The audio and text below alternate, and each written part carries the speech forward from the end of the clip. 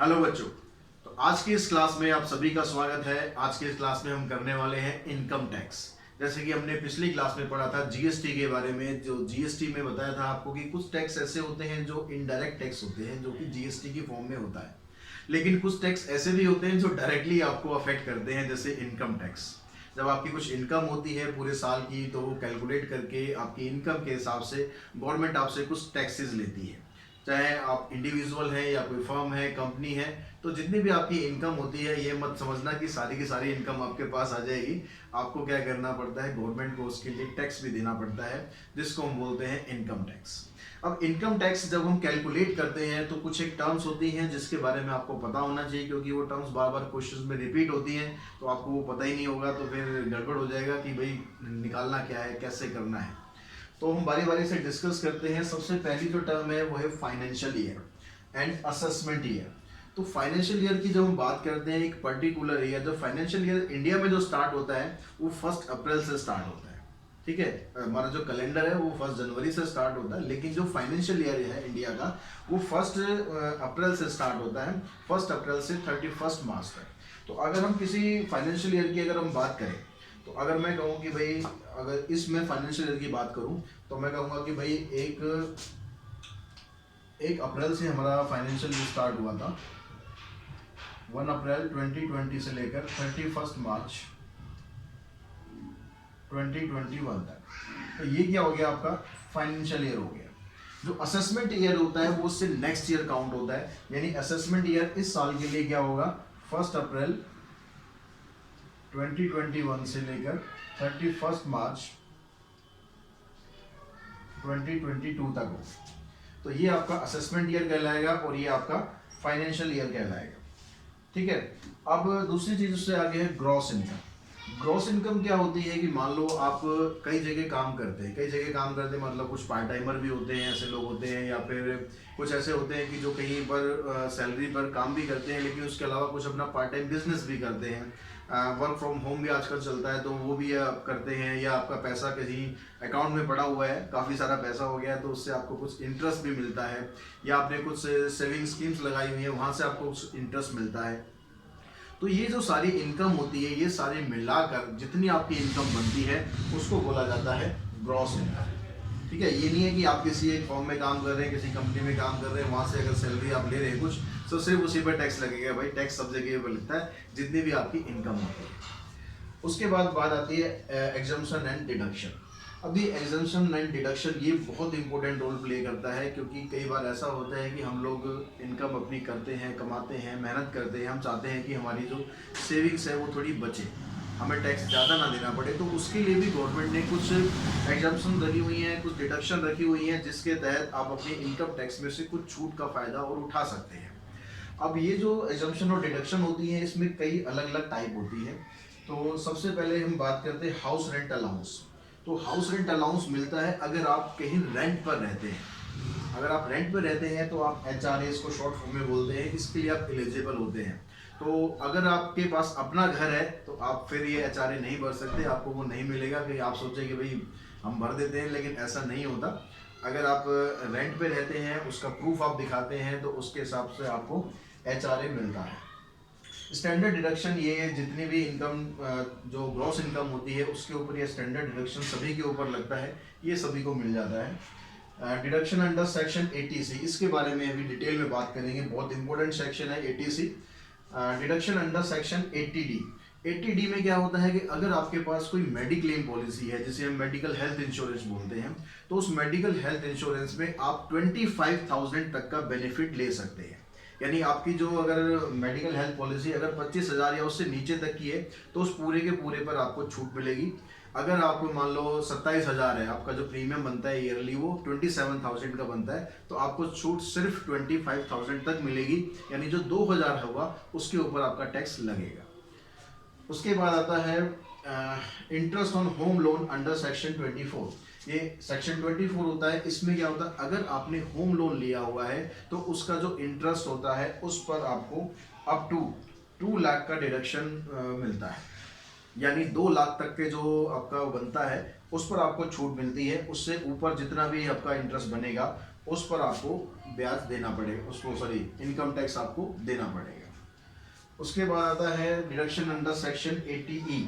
80E में क्या होता है, अगर आपने कोई एजुकेशन लोन लिया हुआ है अपने घर के किसी भी फैमिली मेंबर के लिए, तो उसके इंटरेस्ट में भी आप छूट के लिए अप्लाई कर सकते हो अप टू 8 फाइनेंशियल ईयर्स, यानी 8 वित्तीय वर्ष जिसे हम बोलते हैं, तब तक की छूट होगी। उसके बाद वो छूट आपको नहीं मिलेगी।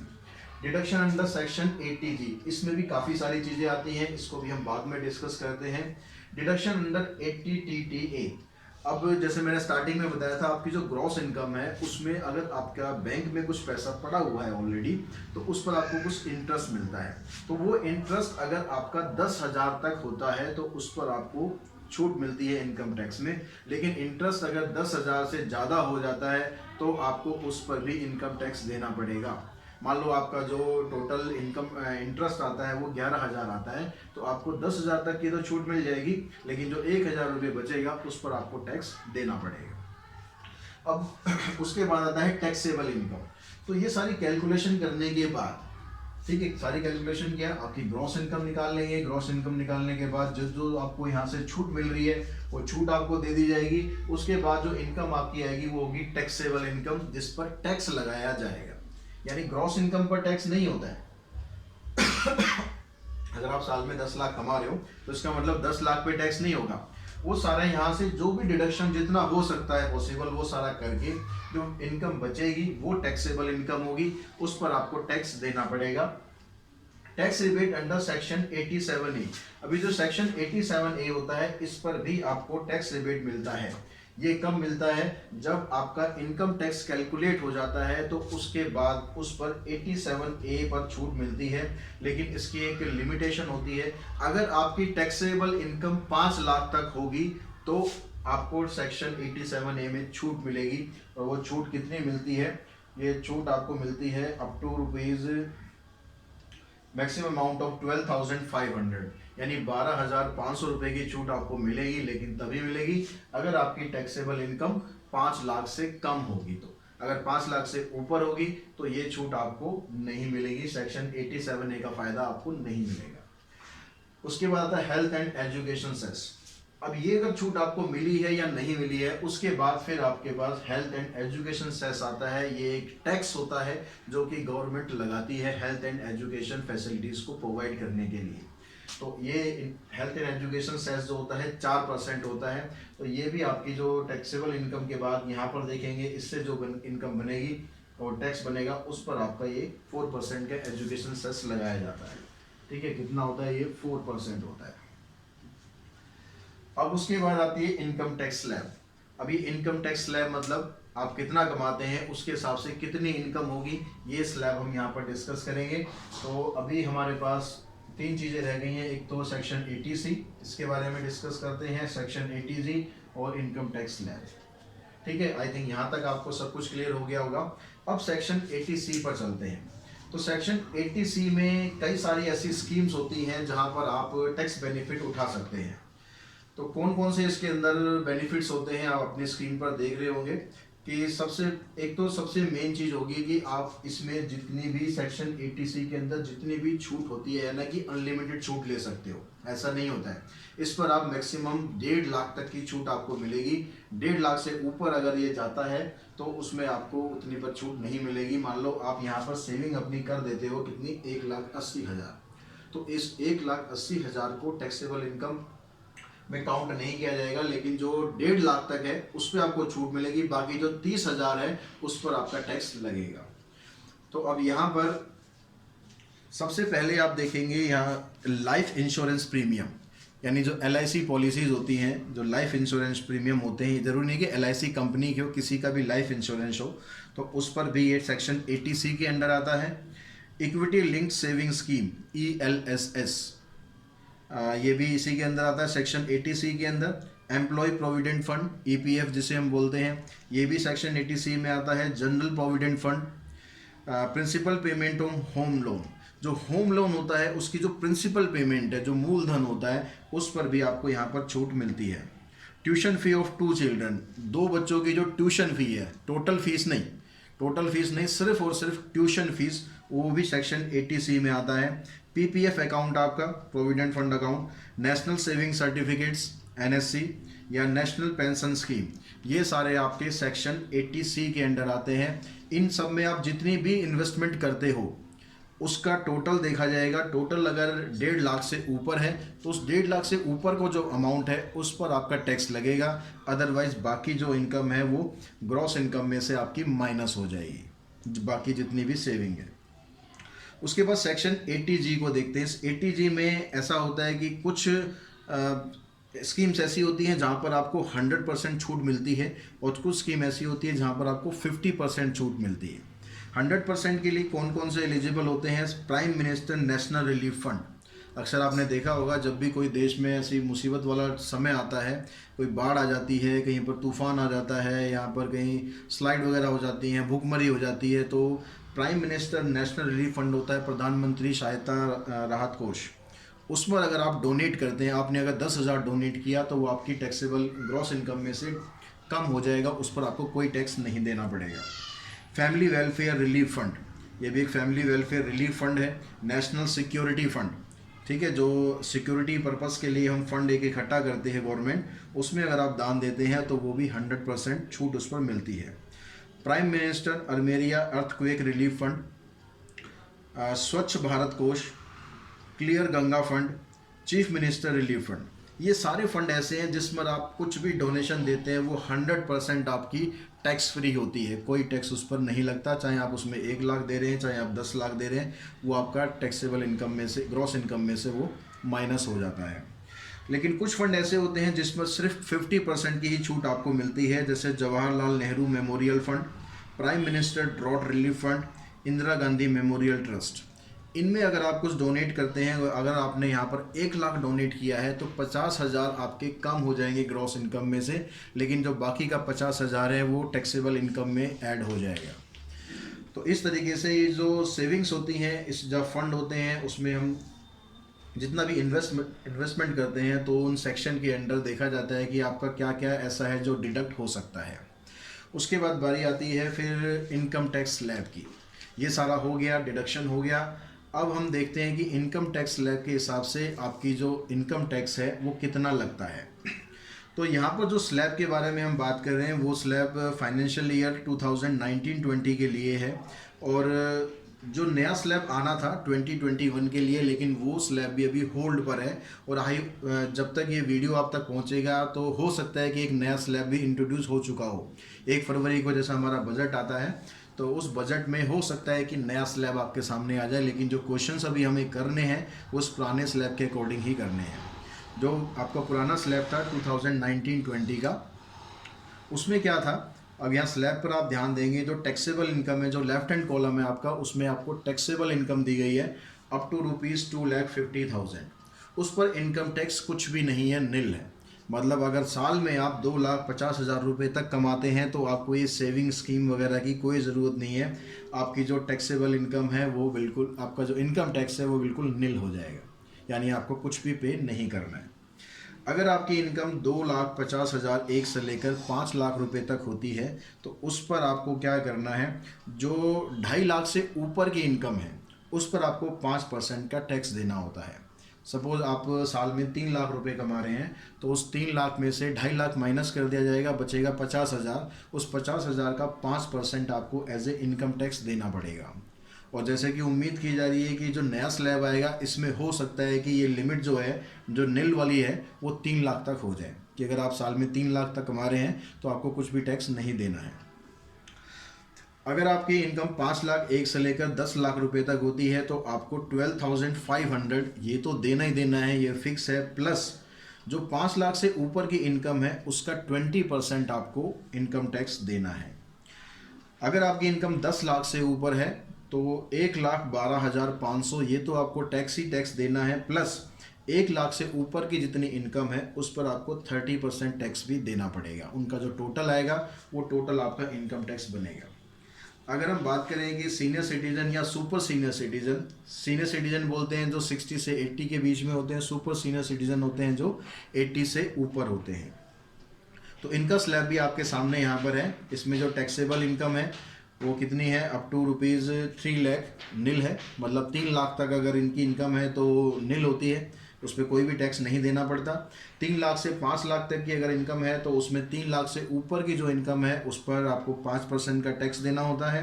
अगर 5 लाख से 10 लाख तक के बीच में है तो उसमें 10,000 रुपये प्लस 5 लाख से ऊपर जितना अमाउंट होगा उसका 20% देना होगा।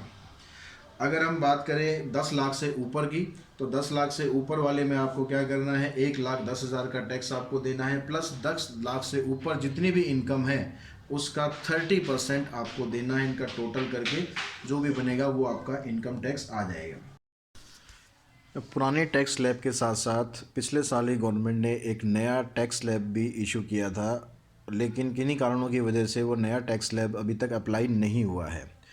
तो कुछ क्वेश्चन ऐसे होंगे जो हम उस नए टैक्स स्लैब से करेंगे। इस नए टैक्स स्लैब में ये ऑप्शन भी आपको दिया गया था इंडिविजुअल को कि वो पुराना टैक्स स्लैब के हिसाब से इनकम टैक्स देना चाहता है या फिर नए टैक्स स्लैब के हिसाब से वो इनकम टैक्स देना चाहता है। तो नए टैक्स स्लैब में कुछ चेंजेस हैं, जैसे जो स्टार्टिंग का है उसमें कोई चेंज नहीं है। अगर 2.5 लाख तक की इनकम होती है तो उसमें आपको कोई इनकम टैक्स नहीं देना है।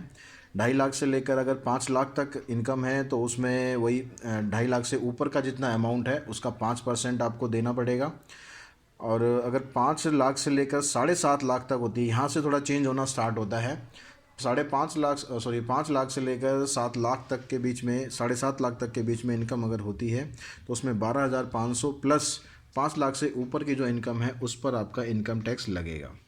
ऐसे फिर 7,50,001 रुपये से लेकर 10 लाख रुपए तक 37,500 plus 15% of the amount exceeding ₹7,50,000, यानी 7.5 लाख से ऊपर का जितना अमाउंट है वो उसका 15% निकाला जाएगा, प्लस 37,500 रुपये ये उसमें ऐड करेंगे तो वो आपका इनकम टैक्स बनेगा। ऐसे फिर 10 लाख 1 रुपये से लेकर 12,50,000 तक, इसमें 75,000 रुपये इनकम टैक्स प्लस 1 लाख से ऊपर का जितना अमाउंट है उसका 20% किया जाएगा। ऐसे फिर 12,50,000 1 रुपये से लेकर 15 लाख रुपये तक, इसमें आपको 1,25,000 रुपये टैक्स देना है, प्लस 1,25,000 से ऊपर जितनी इनकम बचती है उसका 25% निकाल के उसमें ऐड कर दिया जाएगा। अगर आपकी इनकम 15 लाख 1 रुपये या उससे ज़्यादा है तो आपको 1,87,500 रुपये प्लस 1.5 लाख से ऊपर का 15 लाख से ऊपर का जितना भी आपका इनकम होगी उसका 30% निकाल के उसमें ऐड कर दिया जाएगा। तो ये नया टैक्स स्लैब है, लेकिन इस टैक्स स्लैब में जितने भी डिडक्शंस आपको मिलते हैं पुराने टैक्स स्लैब में, यहाँ पर आपको वो डिडक्शन नहीं मिल पाते हैं। अब इसलिए गवर्नमेंट ने ऑप्शन दिया है कि आप अपने पिछले टैक्स स्लैब के हिसाब से इनकम टैक्स देना चाहते हैं या फिर जो नया टैक्स स्लैब है उसके हिसाब से आपको अपना इनकम टैक्स देना है। तो हम दोनों तरीके से क्वेश्चन करेंगे, जैसा क्वेश्चन में पूछा गया होगा। कुछ क्वेश्चन नए टैक्स स्लैब से भी करने हैं और ज़्यादातर क्वेश्चन आपको जो पुराना टैक्स स्लैब है उसी से ही अप्लाई करने हैं। अब मेन बात आती है कि इनकम टैक्स हम कैलकुलेट कैसे करते हैं। तो इनकम टैक्स कैलकुलेट करने के लिए कुछ फैक्टर होते हैं, एक प्रोसेस पूरा होता है, वो प्रोसेस आप समझ लें। ये भी आपकी स्क्रीन पर आपको दिखाई दे रहा होगा। सबसे पहले आपको फाइंड करनी पड़ती है ग्रॉस इनकम। अब उस ग्रॉस इनकम को फाइंड अगर करते हैं उसके बाद फिर क्या करना है आपको, subtract the assumption HRA if eligible. अगर HRA के लिए कोई पर्सन एलिजिबल है तो उसको आप माइनस करेंगे, and standard deduction from the gross income, और स्टैंडर्ड डिडक्शन जो ग्रॉस इनकम होगी उसमें से उसको माइनस कर देंगे। दूसरा स्टेप होगा। थर्ड स्टेप में क्या करते हैं, जितनी भी डिडक्शन अभी हमने डिस्कस करी, चाहे वो स्टैंडर्ड डिडक्शन तो हो गई, अगर सेक्शन 80C है, 80D है, सेक्शन 24 है, 80E, 80G, TTA, इन सारे आप सेक्शन में देखेंगे जो जितना माइनस हो सकता है अप टू ₹1,50,000, 1.5 लाख तक, उतना आप माइनस कर देंगे। माइनस करने के बाद आपके पास टैक्सेबल इनकम आ जाएगी। अब जो टैक्सेबल इनकम आ गई उसके बाद आपको देखना है इनकम टैक्स स्लैब। अब इनकम टैक्स स्लैब के अकॉर्डिंग आपको इनकम टैक्स कैलकुलेट करना है कि कितना इनकम टैक्स होगा। उसके बाद फिर क्या करना है, subtract tax relief under section 87A if eligible. अगर 87A के लिए एलिजिबल होता है, वो एलिजिबल कब होता है, ऑलरेडी मैंने बताया आपको कि अगर आपकी टैक्सेबल इनकम 5 लाख से कम होती है तो आप 87A के लिए एलिजिबल होते हैं।